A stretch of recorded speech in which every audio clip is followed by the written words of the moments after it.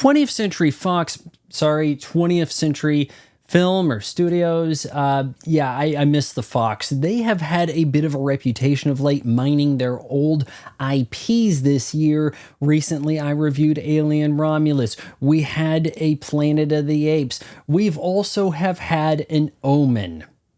I don't remember this happening, but evidently earlier this year, the first Omen, a prequel to the 1976 Omen. And let me tell you, there has never been a prequel to go further out of its way to step on the toes of that which came before it. Into it, let's get. Von Jog Vlog. So our film starts off, we are in, I believe, America. We're listening to Charles Dance, and he's talking about how he knows of there's this conspiracy. Here, this Father Brennan guy, I'm going to give you this picture of this girl, and she's going to bear the child that will be the Antichrist. And we see the stained glass hanging in the balance. Well, we know something's going to fall, right? And it does. But does it split Charles Dance in two? No, it gets him in the back of the head, and he gives us a big grin. The smiling is going to be a recurring theme in this atrocity because, well, Smile was a hit, so we have to have creepy smiles in our film.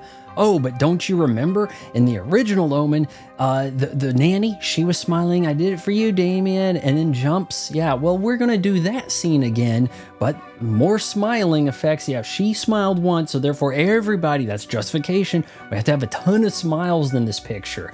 We head to Rome. It's 1971. We do an okayish job of building the scenery, I suppose. We meet this girl, Margaret. She's about to become a nun. She's going to be helping with this foster child area. It's all girls and women who are giving birth, and they're single, and Rome is in turmoil also. There's protests in the streets, not a big deal. There's worse things. There's a floozy who shares a room with her, and she's like, let your hair down for a moment. No one's going to know we're going to be a nun later. Come on now, have some fun while you still can. Let's go to the disco and listen to Boney M's Daddy Cool, even though the song hasn't come out yet for 4 more years. While over there, she meets a guy, Paulo, and evidently they hooked up or didn't. It's a little vague. Oh yeah, like a good roommate, I pulled you away before it got too crazy. Define too crazy.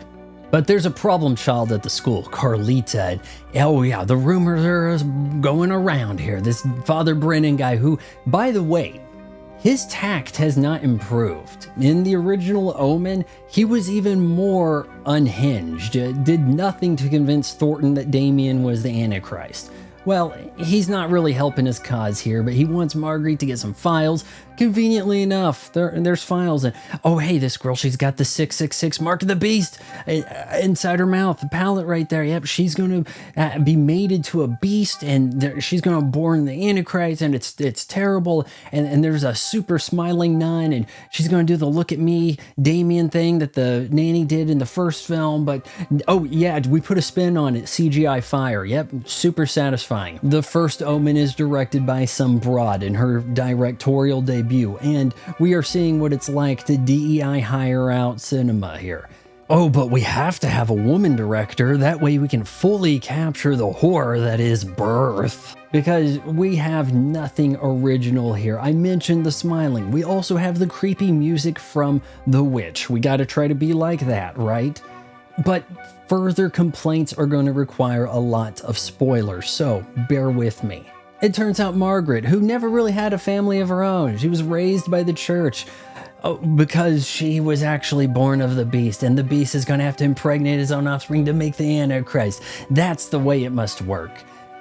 Okay, well, except the first movie said that the mother was a jackal. I was there, I saw the birth, said Father Brennan. Bullshit, he was. He was not in the room. He shows up after the fact. Hell, the girl actually escapes after giving birth to Damien. And oh, he has a sister too, but we're going to leave her to die. Kill the beast while we're at it too. Set a fire. Girl escapes with Carlita. They're raising the little girl who I don't even think we picked up the name. Father Brennan comes back. Oh, they're going to be looking for you. By the way, his name's Damien. Cue the music from the first movie. Okay, why was that a huge revelation when it was the only thing gotten right? They went out of their way to get facts wrong. Oh, let's show a picture of Gregory Peck. That's Mr. Thorne. Oh, and he's the ambassador to Rome. We're going to give the child to him.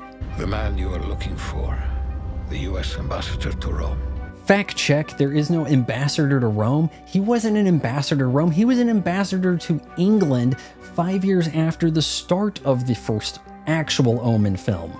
So because we so incompetently threw this screenplay together, I can only assume the plan was for this to make $100 million to justify further rebooting the Omen franchise, that this wasn't actually a prequel, but you think it's a prequel, but it's actually a backdoor franchise reboot. Now, there is one area in which I have to give the film some credit. I do not recall in the franchise ever explaining why the Antichrist was birthed, but here they explain secularism.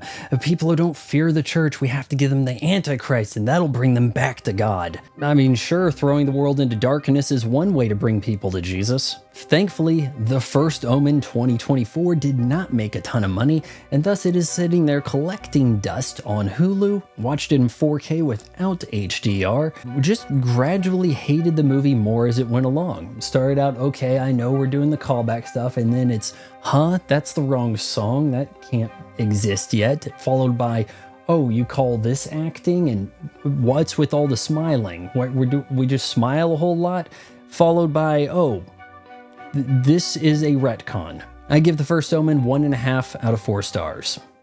So we're at the part of the video where I have to beg you to hit the subscribe button and ring that bell, because subscribe doesn't really account to anything other than YouTube might someday send me a plaque.